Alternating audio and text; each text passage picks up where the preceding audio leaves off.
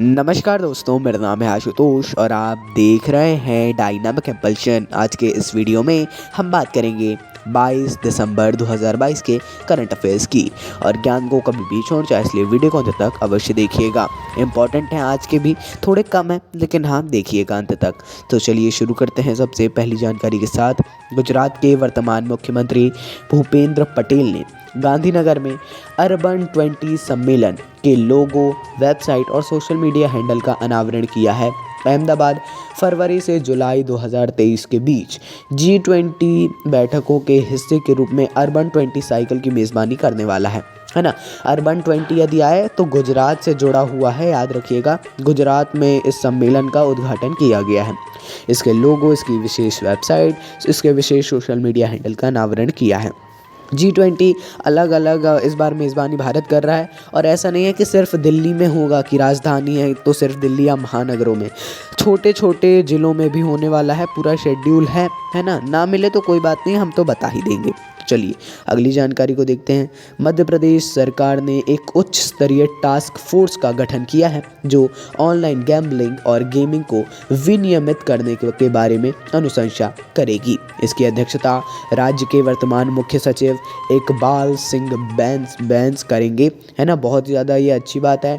Online gambling और gaming को लेकर अभी तो हर राज्य सरकार कुछ ना कुछ कर रही है, अच्छी बात भी है।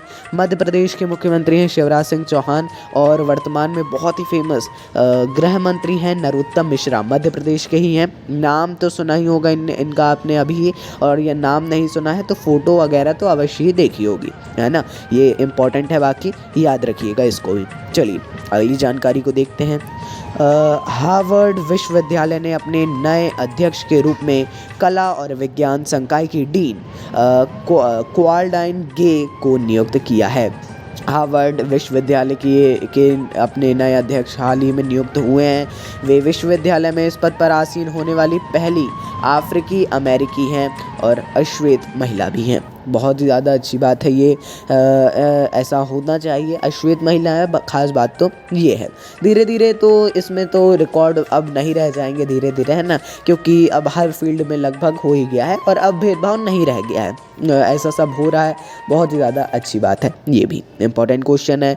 जितने अपॉइंटमेंट्स, नियुक्तियाँ रहती हैं सब आप लोग याद करते रहा करिए, वो क्वेश्चन को इम्पोर्टेंट बना देती हैं। बाकी जो भी लक्ष्य है उसको प्राप्त तो आपको करना ही है। लगे रहिए जुनून से, आपका जो भी लक्ष्य है उसको सदैव याद रखिए। ज़्यादा हो तो चिपका लीजिए आप लोग इधर उधर, है ना। कई लोग चिपकाते भी हैं, हालांकि चिपकाना उतना वो नहीं रहता, लेकिन फिर भी हाँ देख लीजिए आप लोग, लक्ष्य याद रखिए सदैव। चलिए अगली जानकारी को देखते हैं। भारत उपग्रह संचार के लिए स्पेक्ट्रम की नीलामी करने वाला पहला देश होगा। हाल ही में देखिए, उपग्रह संचार के लिए स्पेक्ट्रम की नीलामी भारत ने की है और जिसके लिए ये पहला देश होने वाला है। भारतीय दूरसंचार नियामक प्राधिकरण TRAI यानी ट्राई विभिन्न मंत्रालयों से उपग्रह संचार के लिए आवश्यक अनुमति लेने के लिए अनुशंसा करने वाला है। अच्छी बात है, बहुत ही ज़्यादा। स्पेक्ट्रम क्या होता है, स्पेक्ट्रम के बारे में आप सभी लोग पढ़ लीजिएगा, बहुत ही ज़्यादा अच्छी बात है। स्पेक्ट्रम देखिए 5G के समय भी बहुत फेमस हुआ था ये शब्द, और अभी भी हो रहा है, इससे आप समझ जाइए। चलिए अगली जानकारी को देखते हैं। आप पढ़ सकते हैं। फीफा ने घोषणा की है कि अगले फुटबॉल क्लब विश्व कप की मेज़बानी मोरक्को करने वाला है। हिंदी में मोरक्को करेगा, है ना। जो फुटबॉल क्लब विश्व कप होता है, अलग अलग फीफा मतलब अलग अलग करता है, ये तो एक फुटबॉल एसोसिएशन है ना। ये टूर्नामेंट 1 से 11 फरवरी 2023 के बीच होगा। अभी ही दो तीन महीनों के अंतराल में हो जाएगा।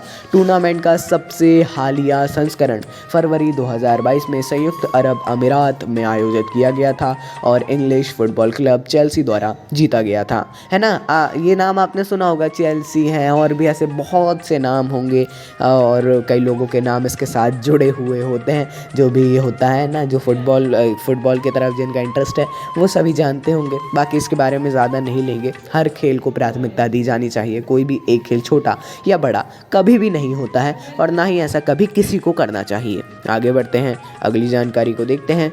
भारत की सबसे लंबी एस्केप टनल को भारतीय रेलवे ने अंतिम रूप से तैयार किया। ट्रैक 12.89 किलोमीटर लंबा है, जो जम्मू कश्मीर में अर्थात 111 किलोमीटर निर्माणाधीन बलिहार कटरा रेलवे लाइन पर बना है।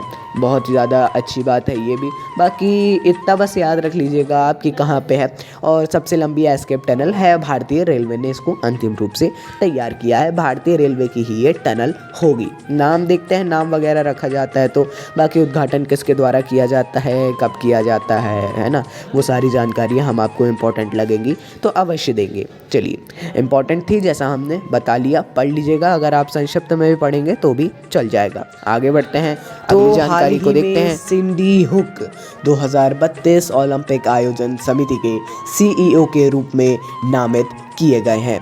सिंडी हुक एक आपको स्क्रीन पर फोटो भी इनकी शायद दिखाई जा रही होगी, यदि अच्छी सी मिल जाएगी तो, जिसमें कॉपीराइट वगैरह का इशू ना होगा, है ना।